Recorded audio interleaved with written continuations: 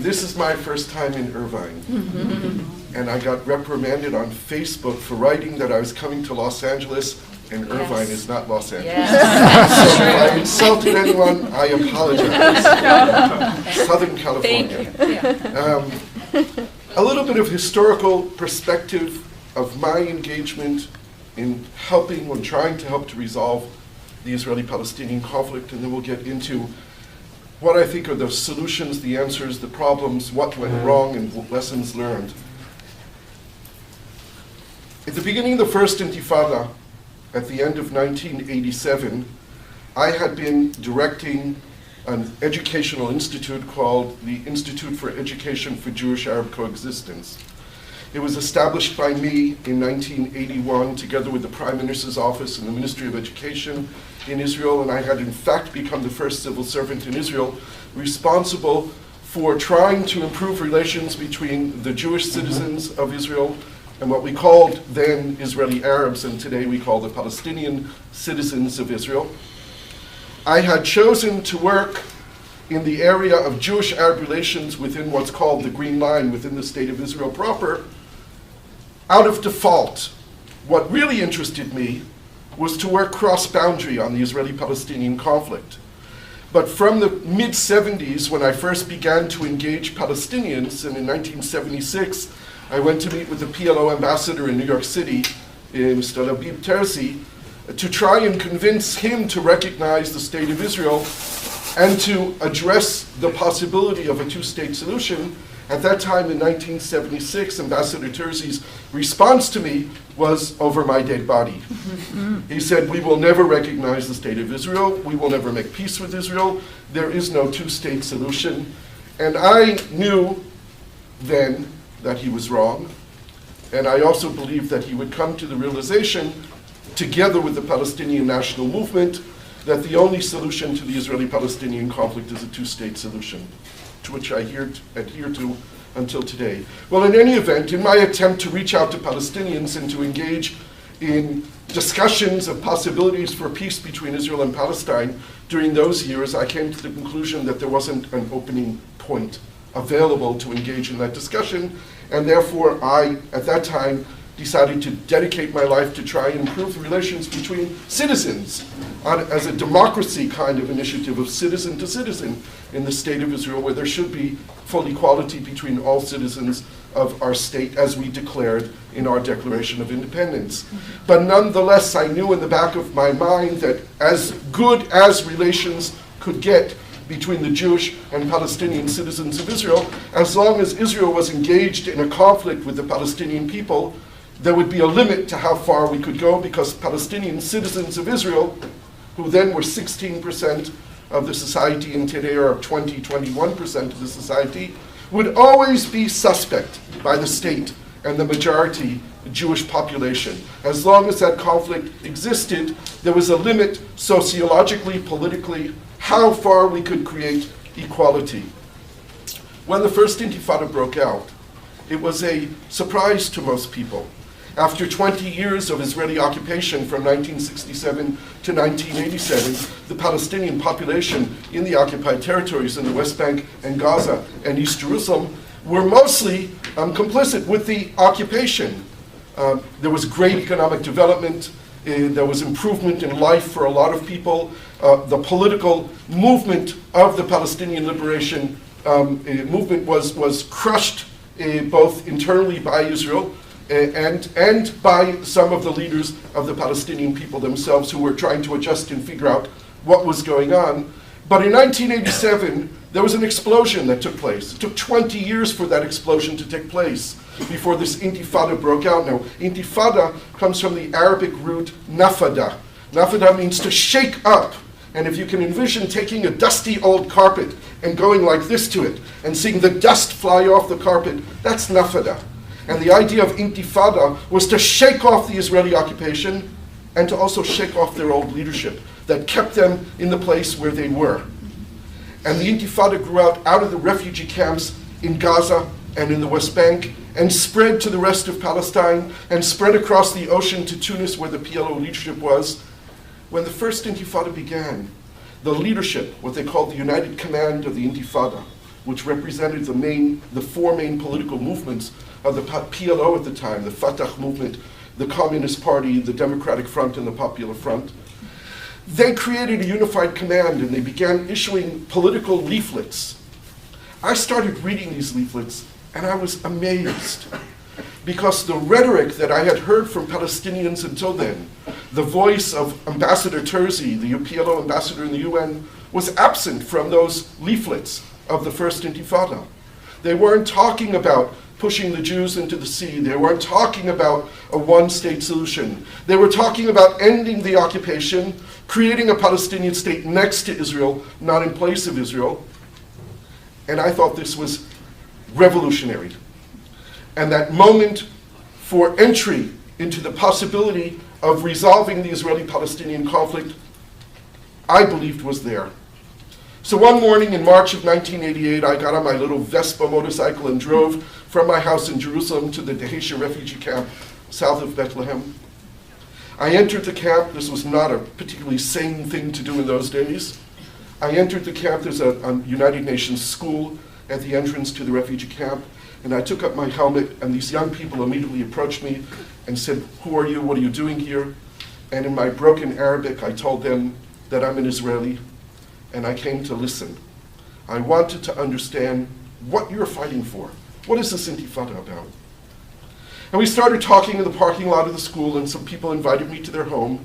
And in a small one-room home in the refugee camp, about 30 people crammed in, and I spent 6 hours in Dheisheh that day, listening.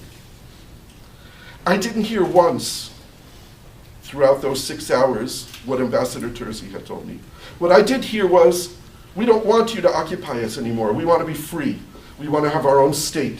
We're willing to make peace with you and live in peace next to you, but we want to end the occupation. I knew at that moment that we were in a new era. I got home and I resigned as being director of the Institute for Education for Jewish-Arab Coexistence. And I sat down and I wrote a little advertisement that I published in 3 Palestinian daily newspapers in East Jerusalem. The advertisement said, "If you believe in the two-state solution, you believe that Palestinians and Israelis can work together for peace, call me." I gave my home phone number. The ad went in on a Friday morning. By Saturday night, I received 43 phone calls. I made appointments with anyone who was willing to talk to me. I sat for 5 days in the courtyard of the American Colony Hotel in East Jerusalem. I met with 23 people. In preparation for that meeting, those meetings, I prepared a 1.5-page document in which I suggested the following. The Intifada created a situation whereby the Israeli-Palestinian conflict was no longer existential. It was no longer a question of us or you, but a question of us and you and how. I proposed that the conflict was essentially about 7 key issues. The question of Palestinian statehood and the nature of its sovereignty, the delineation of borders between the 2 states, the physical link between the 2 Palestinian territories of West Bank and Gaza with Israel in between, the future of Jerusalem, the future of the question of refugees and their rights, the nature of economic relations between the 2 states, and the issue of natural resources, meaning mostly water. Today, I would add an 8th issue as a separate defined issue, and that would be the nature of security arrangements. I presented this paper to all 23 people I met with. Every single person I met with agreed with me. Now, I was not an expert on conflict resolution at the time, but common sense told me that if you agree on the problem, you're at the first step of resolving it. And every single person agreed that this is what the conflict was about. It seemed natural to me that the next step was to try and bring experts together from both communities, from the mainstream as much as possible, who would sit around tables and try to figure out how to resolve it. How do we find answers for these issues in conflict? That was in 1988. Today, we've done it.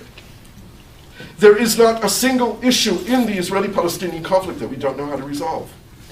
Not only us, the experts sitting around the room, the whole world. This is the most researched conflict in the history of conflicts. There's no mystery anymore. It's not rocket science. Every single issue in this conflict is resolvable, and we know what the solution is. And there is only one solution to this conflict. If solution means end of conflict, there is only one way of ending this conflict, and that is the two states for two people solution. There is no such thing as a one-state solution. There's a one-state reality. We've been living it since 1967, and we know what it looks like, and it's pretty ugly. There is no one-state solution. This is a conflict between two national movements who are fighting for a territorial expression of their identity. There's no way of fudging that. By comparison, the former Yugoslavia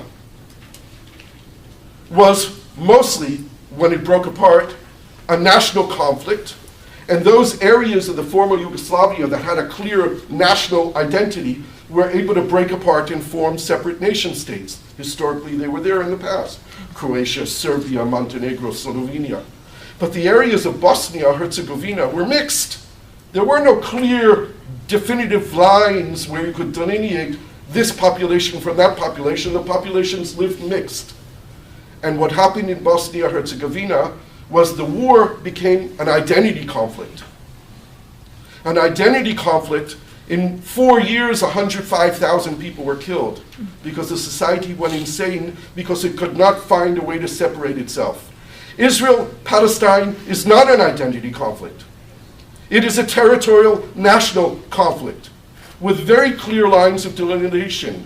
Now, historically, those borders have changed.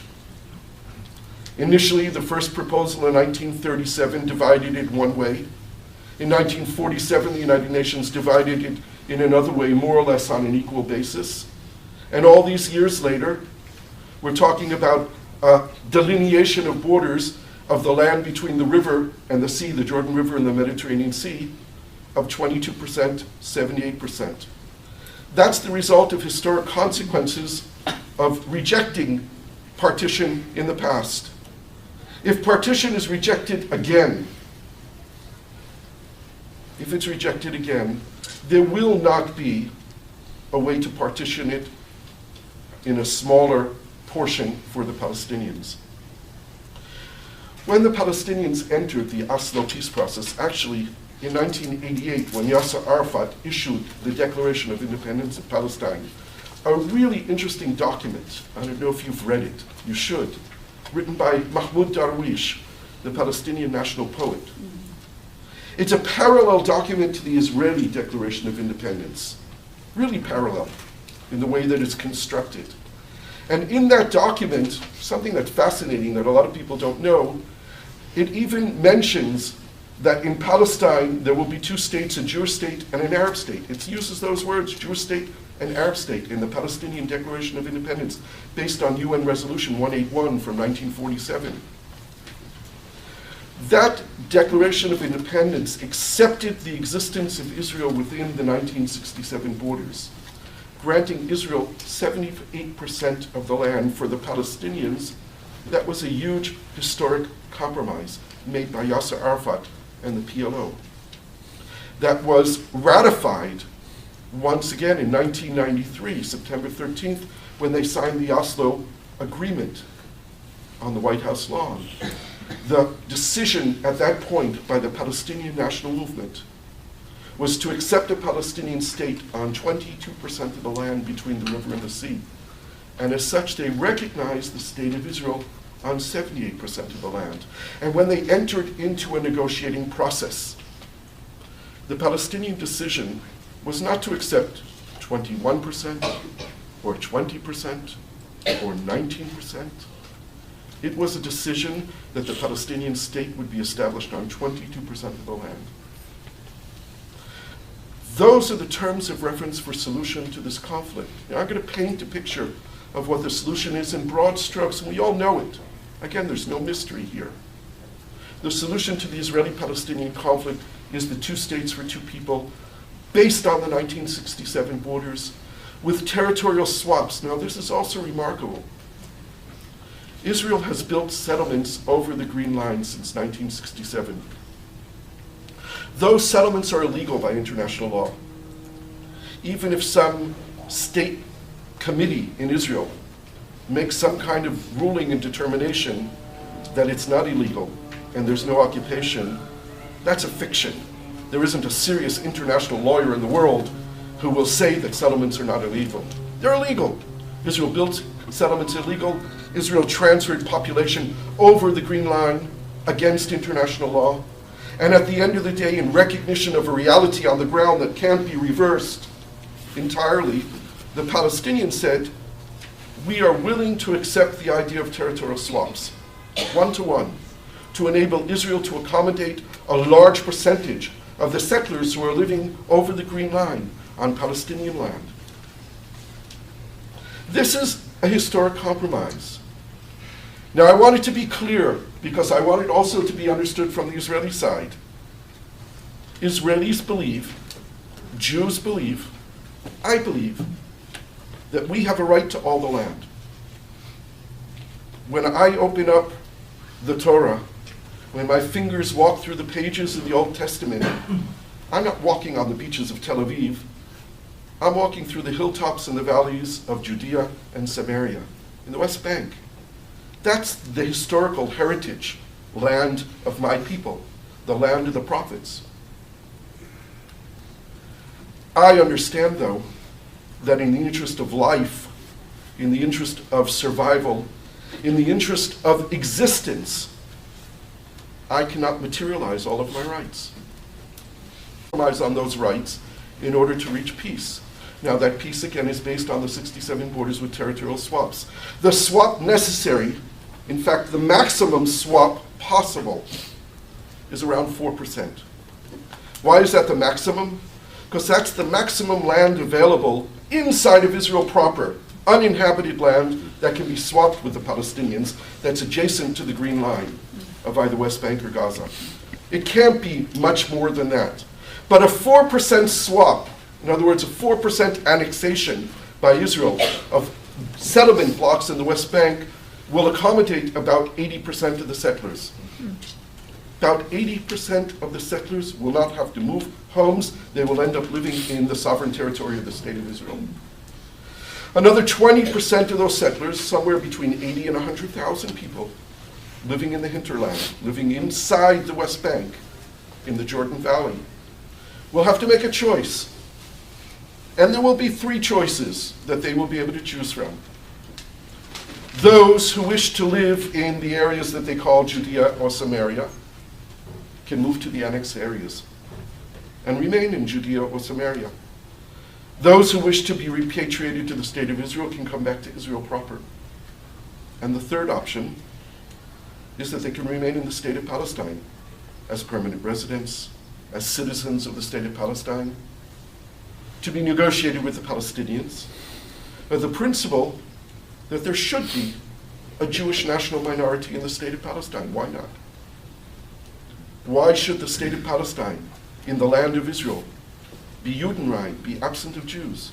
Why not a Jewish national minority? In a conversation that I had with Prime Minister Salam Fayyad, the Palestinian Prime Minister, who supports the idea of Jewish citizens of Palestine, I said to him, Dr. Fayyad, you ought to declare this openly and state that the State of Palestine will link the rights and privileges of the Jewish minority in the State of Palestine exactly to the rights and privileges of the Palestinian citizens of Israel. And maybe that will provide an incentive for Israel to grant full equal rights and democracy for all of its Palestinian citizens. This is the issue of borders. Jerusalem's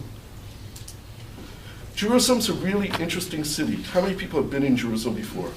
So a lot of you know. Jerusalem is the most segregated city in the world. The most segregated city in the world. There's not one spot in Jerusalem which is shared. Not one spot. It's either Israeli or Palestinian. What's really fascinating is when you look at some of the foreign Christian institutions in Jerusalem. They too are either Israeli or Palestinian. The best example are 2 Catholic institutions, one right next to each other, facing the old city walls. The Notre Dame and the St. Louis French Hospital. The St. Louis French Hospital, French Catholic hospital, is Israeli. And the Notre Dame next door is Palestinian. How do you know that? For one, pick up the phone and call them. In the hospital, they answer you in Hebrew. In the Notre Dame, they answer you in Arabic. In the French Catholic hospital, you can get a kosher meal. All the signs of the hospital are in French and in Hebrew. Right next door, the Catholic Notre Dame Hospice Hotel and Church is Palestinian. All the staff there are Palestinian, they all speak Palestinian. All the signs are in English and in Arabic. So even these institutions. Now, the fact that this is a segregated city makes it very easy, relatively, to implement what was called the Clinton parameters. What did President Clinton say at the end of his term of office with regard to Jerusalem? He said, in Jerusalem, what's Arab to the Palestinians, what's Jewish to the Israelis. I was a member of an experts committee on Jerusalem that Prime Minister Barak put together prior to the negotiations that took place in Taba in January 2001. Our instructions from Prime Minister Barak were to translate for him the policy for the negotiations based on the Clinton parameters. We took a huge aerial photograph of Jerusalem in which you could see every single house on the map. And we drew lines.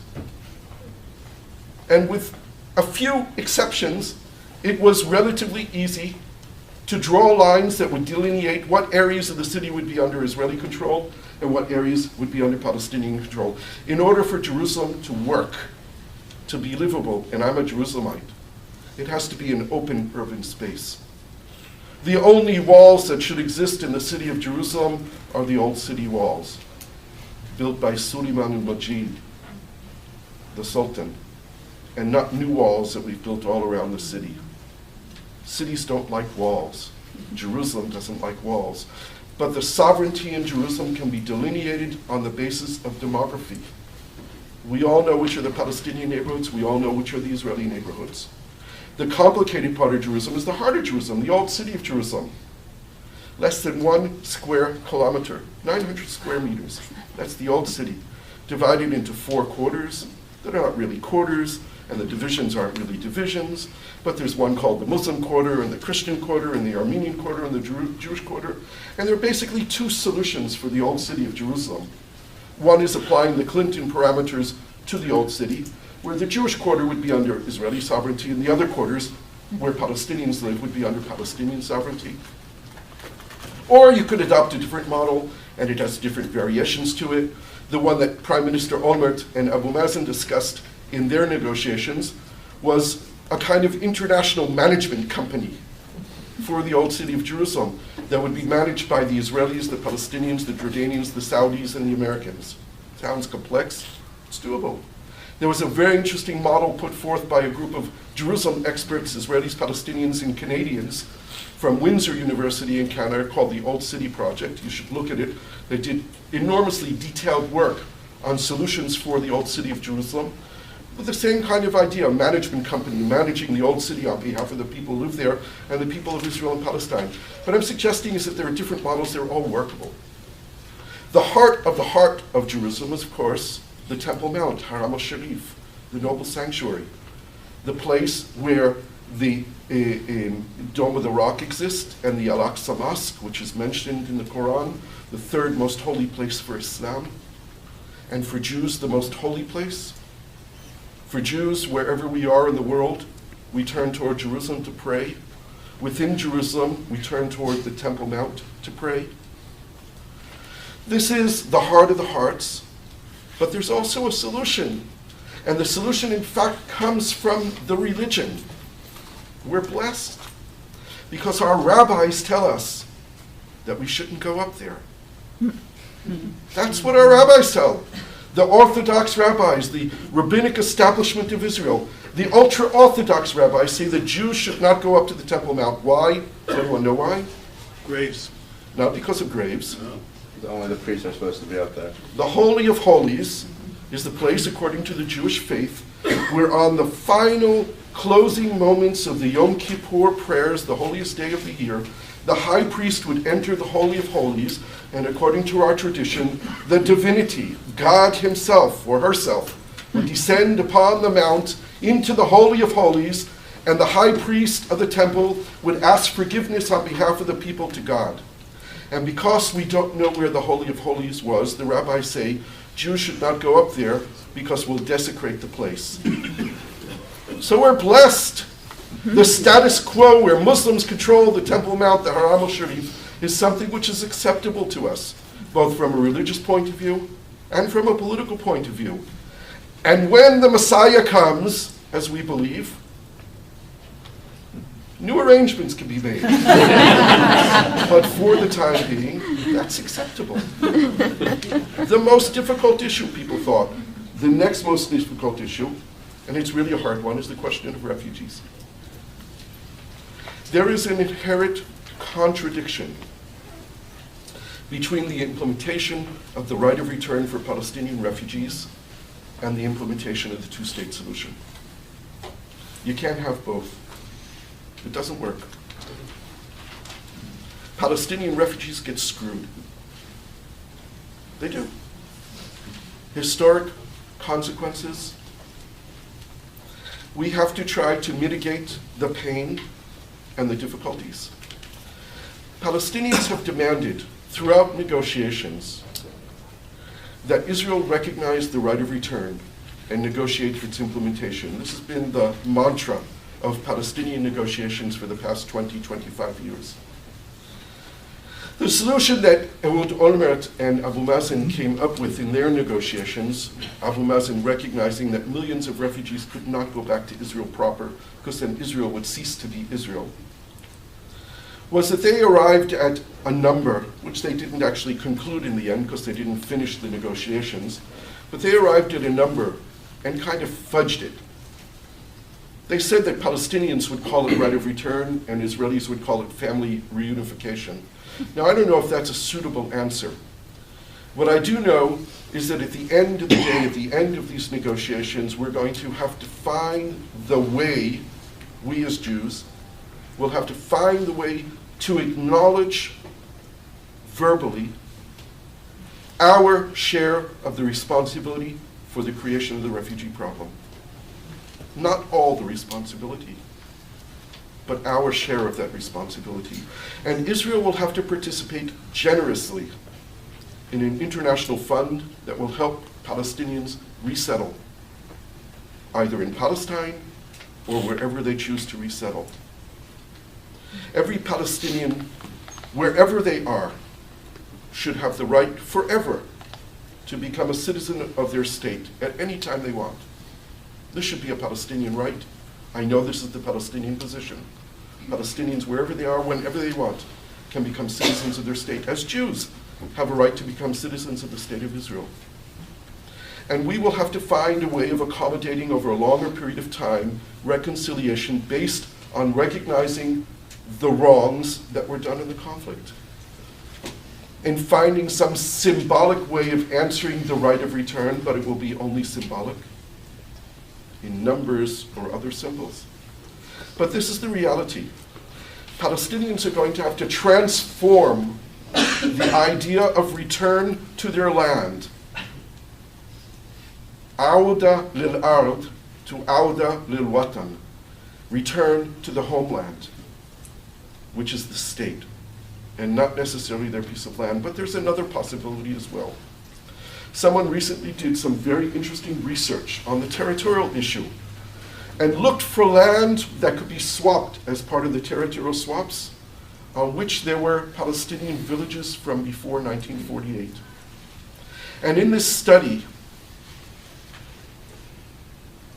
they found tens of villages that are no longer there, on land which is not inhabited. So within the framework of swaps of about 4%, some 40 Palestinian villages that existed prior to 1948 could be reestablished on those lands. And more than 100,000 descendants of those people could actually have the physical right of return to land that was theirs, that belonged to their family, that was from their village. And that's something that's a lot more than symbolic. That's substantive. So there are possibilities here. Just want to talk about the water issue. Water's not an issue anymore. It's true that Palestinians don't have enough water today, and that Israel has full control of the water. But water is no longer an issue because Israel has doubled the quantity of water available through desalination and through conservation, through reusing wastewater. We used to say when we started a water working group 20 years ago, when we were sitting around the table, that the pie is difficult to divide because there's not enough pie there to divide. Today, that's not the issue.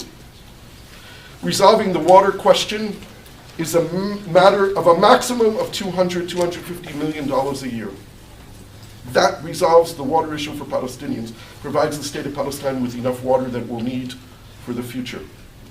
And if the issue in conflict becomes an issue of $250 million a year, it's not an issue anymore.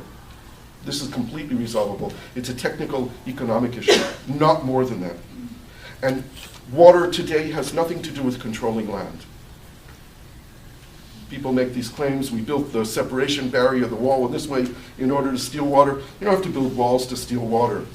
The water that's being stolen is underground. You don't need the wall. The wall doesn't stop the water from flowing. But the water issue has to be resolved, and it has to be based on equal use and equal needs. And there are equitable solutions for the water issue. This is more or less the resolution to the conflict. Now, there's an amazing thing about this, is that everyone knows it. The negotiations between Olmert and Abu Mazen, that were the last serious negotiations that took place, almost got there. The gaps between Abu Mazen's position and Olmert's position were not on Jerusalem, and were not on refugees. They were on real estate. Olmert wanted to annex 6.7% to the West Bank, and Abu Mazen said 1.9%. Seems to me, as a negotiator, we have a middle ground there, somewhere around 4%. It's workable. If the issue is real estate, a few hundred square kilometers of land, we don't really have a conflict. We really don't. This is another round of negotiations is resolvable. And that's why today, Abu Mazen and Olmert both say that if they had had another 3 or 4 months to negotiate, they would have finished it. So the problem is not how, the problem is political will. Now here's also another amazing thing. In principle, a majority of Israelis and a majority of Palestinians support this agreement.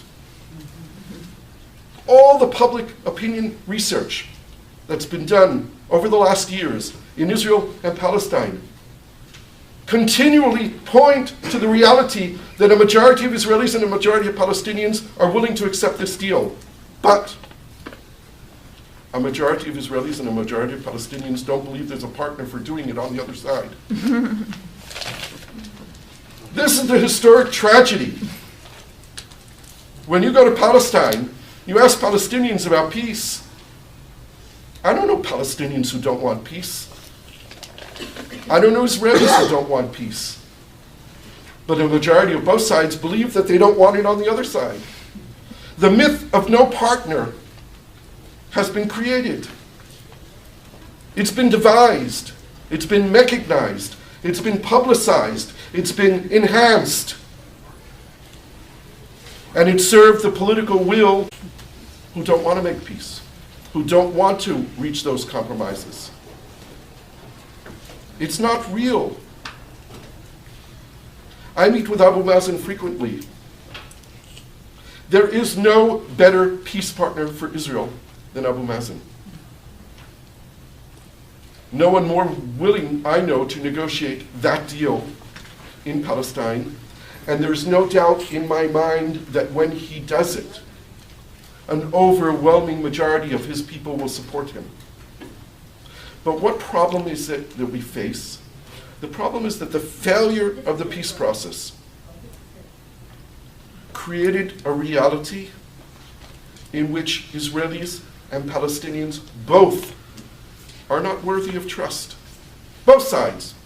The failure of this peace process is owned by both sides. It's not the story of the good guys and the bad guys. We signed 6 agreements, Israel, the government of Israel, and the PLO. 6 agreements were signed. By the way, none of them were peace agreements. Oslo was not a peace agreement. Oslo was a process for reaching peace. We never signed a peace agreement, Israel and Palestine. When people said that those who were killed after the peace process began were victims of peace, that's also a lie. They were victims of a continuing conflict. We have not yet reached peace. Now, these agreements were breached by both sides, substantively. And what happens when you negotiate and you have an agreement and you breach an agreement, the next time you come to the table, it's much more difficult to do. Because if in Oslo we began at a zero level of trust, and the whole Oslo process, the agreement itself, which was a very optimistic, perhaps naive agreement, which said that over time we will build confidence and trust so that we can deal with the real difficult issues. The Oslo process never addressed those 7 key issues. We never got to them in those agreements that were signed. Those were the negotiations that never progressed, because by the time we got to those negotiations, there was negative trust. When Israelis and Palestinians sit together at the table today, we have a negative basis of trust. In other words, I don't believe a word you're saying. In fact, I believe that everything you're telling me, you're intending to do the exact opposite. That's what happens when Israelis and Palestinians get to the table today. You know what? It's pretty intelligent.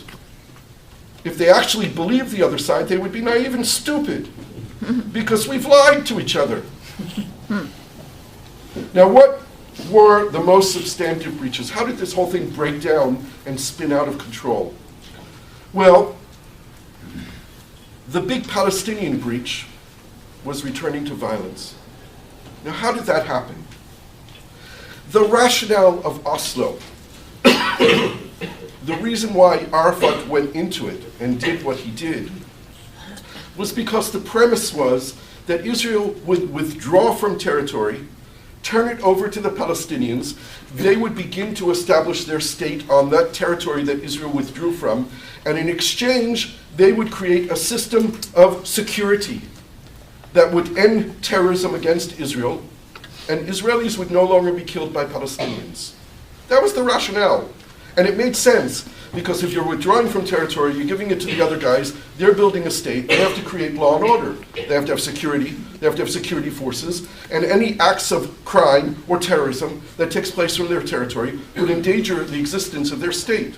That was the rationale, it made sense, and it worked, as long as Israel was withdrawing. The main Israeli breach came when Israel stopped withdrawing from the territories. The second Oslo Agreement, which is actually the third agreement that was signed, but is known as the second Oslo Agreement for some reason, September 95, the interim agreement, stipulated that Israel would withdraw from all the territories except for 2 categories. One, those territories associated with permanent status, meaning settlements, and specified military locations. Those were the exact words, specified military locations. Palestinians took maps. They got help from the French and from other people. They bought a GIS system and they plotted the maps. And they looked at all the settlements. They looked at all the built-up areas of the settlements. They calculated 50 meters from the most external house in each settlement and drew a perimeter around the settlements and calculated all the land that the settlements occupied. And they came up with 2.5%, 3%. They called it 5%. They took the specified military locations. That was easy for them to do because Israel gave the Palestinian aerial photographs and all the military locations were whited out. So they were able to easily calculate the specified military locations. And they came to 1.5%, and they called it 5. And they said, before we open up the negotiations on permanent status, the Palestinian Authority will be in control of 90% of the West Bank. But today, 20 years later, Area C, we divided the territory into these bizarre categories, A, B, and C, where A are the Palestinian cities, where Palestine has full control, sort of full control, when Israel doesn't want to go into them, full control of the cities. B are the villages, where the Palestinians have civil control and the Israelis have military control, and Area C, where Israelis have full control. Or just parenthetically, as I hinted, Israel has control of the whole thing. But let's play the game. 62% of the West Bank today is Area C. 20 years after Oslo. So this was the major Israeli breach. And when Palestinians saw that Israel was no longer withdrawing from territory, they made their ultimate breach. And there is no bigger breach than the Palestinian breach, which is resorting back to violence. But from their perspective, their fighters, their young people who were holding the guns and were supposed to be fighting terrorism, said what we're doing is protecting the occupation. We didn't come to fight for liberation in order to protect the occupation and settlers. And that was the ideological climax that ended up with the collapse of the whole process that led to the Second Intifada, which was the tragic end of this whole peace process. Palestinians made another tragic error in the Second Intifada when they crossed the Green Line to blow up Israelis in their homes.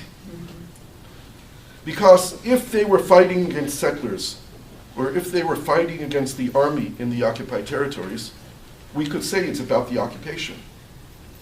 The minute they crossed the Green Line and started blowing up Israelis in buses and cafes and restaurants inside Tel Aviv and Haifa, you could no longer say it's only about the occupation.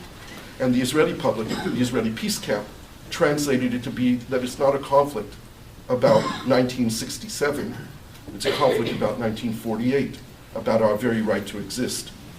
And this is why the peace camp disappeared in Israel. They no longer had confidence that peace was possible. That's the situation that we have today.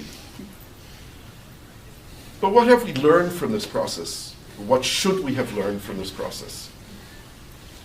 For one, the agreements were bad. We need to look at those agreements and analyze what was wrong with them. Just a few points. It is amazing. 6 agreements were signed. Not one of the agreements says that Israel can't continue to build settlements. It's not written anywhere in the agreements.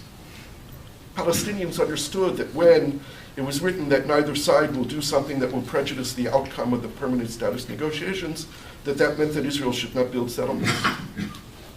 But it doesn't say it anywhere explicitly. There's too much of this, what did Kissinger called it? Constructive ambiguity. Constructive ambiguity in complex agreements is bad. You need explicitity. We have a process. Any lawyers in the room? What's the final clause of any contract? Integration clause. This is the sole expression of the parties' understanding. All right, the clause before that is the breach clause. What do you do when the contract is breached? What do you deal with the breach? Remedies. Sorry? Remedies. Remedies. All right, it has different names. In the 6 Israeli-Palestinian agreements, there's a breach clause. Cut and paste. Never implemented. What did it say? It said if there's a breach in the agreement, the parties will negotiate. If they fail to reach a negotiated agreement, they will mediate. If they fail to reach a mediated agreement, they will arbitrate. None of those terms were defined. Doesn't say how long they have to negotiate, who's the mediator, who's the arbitrator, what's the jurisdiction, who makes the decision, who gets to implement it, what are the terms of reference. Nothing is defined. So when there was a breach, there was no way of dealing with it. And what we ended up having was breach upon breach upon breach upon breach. No way of dealing it. We had no conflict resolution mechanism built into the agreements. If a Palestinian Authority official encountered a sergeant at a checkpoint and ended up getting into a fight, it had to end up on the desk of the Prime Minister. There was no mechanism in the whole machinery to deal with conflicts and resolve them at the lowest level possible. There was no third party who could monitor this process and determine what to do with the breaches, how to report them, how to define them. You know what? When George W. Bush issued the roadmap in 2003, they actually understood that there was a need for a monitor, a judge, to be brought into this process. And they did it. How many people know that there was a roadmap monitor? A 3-star US general, one of the most serious people I've ever met in Washington. And I was really surprised to find someone so intelligent in the Pentagon. 3-star general who's also the personal assistant to the Joint Chiefs of Staff. I met with him once in the Pentagon. It's amazing, going into the center of the Pentagon, this power center, and his desk is right next to the Joint Chiefs of Staff. His reports were secret. He wrote monitoring reports every month and delivered them to Secretary Clinton. But if the leaders are not accountable to their people, the monitoring of the process doesn't mean anything. Reports are secret. No one knows what's there. No one knows who's responsible for the failure. We need a third-party monitor. We need a third-party mechanism who's going to be there on the ground to help mitigate disputes and resolve them in real time and report back to the people on the implementation of agreements. And I can go on and on about the lessons learned or the lessons that should have been learned. I know that when we get back to negotiations, and we will, and when we get to resolve this conflict on the parameters that I laid out today, and those are the parameters, we will need to address all these lessons learned. And I know that we have the capacity to learn from the mistakes of the past. It's so often that I speak to audiences in Israel, in Palestine, around the world, who come back to me with the same arguments all the time and repeat everything that went wrong in the past with the assumption that if it happened last time, it's going to happen again. And what I say to the people is, I actually believe that we have the brain power, the human capacity to make new mistakes. We will make new mistakes. We should not repeat the old ones.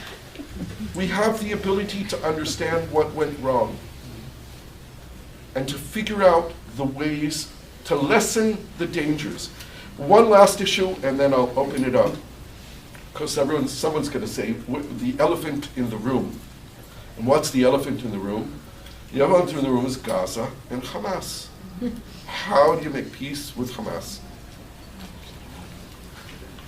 It's easy. You don't. I don't think that there's an Israeli in the world who spent more time, more hours negotiating with Hamas than me. Hundreds and hundreds of hours over 5.5 years. And over this past year, trying to negotiate a ceasefire. On the day that Israel assassinated Ahmed Jabri, the head of the military wing of Hamas, he had received a draft of a ceasefire proposal written by my counterpart in Hamas after we had met in Cairo 2 weeks before to discuss it. Hamas is not willing to recognize Israel. Hamas is not going to make peace with Israel. This is something which is not going to change in the near future. What needs to happen is that the peace treaty between Israel and the Palestinians, between Israel and Palestine, between Israel and Mahmoud Abbas, the agreement will have to stipulate that Gaza is part of the deal. But the implementation of the deal will happen in Gaza when there's a regime there that accepts the terms of the deal, not before. What we need to do is the exact opposite of what we've been doing over the past years. We need to empower the moderates at the expense of the radicals, of the extremists. We need to give the Palestinian people a fair choice. The issue of Hamas is not an Israeli problem, it's a Palestinian problem. And the Palestinian people need to deal with their divisions in their own house. Israel has the military might to do a regime change in Gaza. We can go in, take 3 weeks, 4 weeks, maybe less. We could wipe them out. We could kill all of their leaders. We could round them up and imprison them. We could do a regime change in Gaza. You guys did it in Iraq. Look at the results. Israel doing a regime change in Gaza militarily means a reoccupation of Gaza, of Israel taking responsibility for 1.7 million Palestinians in Gaza. We don't want to do that again. We were there before. We left. We don't want to do it again. No Palestinian leader will ride on the back of an Israeli tank to take over Gaza after Israel conducts a military regime change in Gaza. No Palestinian exists in the world who will do that. But what we need to do is provide the opportunity for the Palestinian people to rise up and say, we have an opportunity to live in peace and liberation and freedom and prosperity. We know that there's going to be a physical link between the West Bank and Gaza. It's 26 miles. You guys probably drive that every morning. The physical link is either a road or a bridge or a tunnel or a sunken road or a train route. The engineering has been done on all of it. The costing, the financing of it has all been done. I've been saying for years that Israel should issue an international tender. I like the railroad idea for lots of different reasons. We should build that railroad from the West Bank to Gaza and build it 1 kilometer short of Gaza. And we should have the peace treaty that tells the people of Gaza and prosperity and be connected to the rest of their people when they decide that they want to have a regime that accepts the terms of reference of peace. It should be important to know that the ideology of Hamas does not represent more than, and I'm being generous here, more than 15% of Palestinians. Palestinians did not vote a majority for Hamas when they had elections, and their elections were free, fair, open, and democratic. 1/3 of the votes cast in those elections were for Hamas. 2/3 of those votes cast were not for Hamas, but because of the bizarre electoral system that they devised, an overwhelming majority of the parliament were Hamas elected legislators. Palestinians never supported a majority of them, Hamas and its ideology. I know Christians who voted for Hamas as a protest vote. They were tired of the corruption. They were tired of the lack of achievements. They wanted to voice opposition, and they got it. Mm-hmm. They need to deal with the broken house. We need, on the Israeli side, to enable them to deal with the broken house in a way that will produce a people that wants to live in peace with us. And that's all doable. Again, it's all there. I wish that we could compromise and negotiate with Hamas. What I learned from my negotiations with Hamas is that there are pragmatic people within Hamas, but they're not moderate. I engaged in a personal attempt on a private level to conduct permanent status negotiations with a couple of Hamas people from the West Bank. We don't want to negotiate with them. It'll be impossible to reach an agreement, but an agreement is on the table with Mahmoud Abbas. Now, will the new government of Israel that will be formed in the coming weeks do it? If I had to bet, and I wanted to make money, I would probably say no.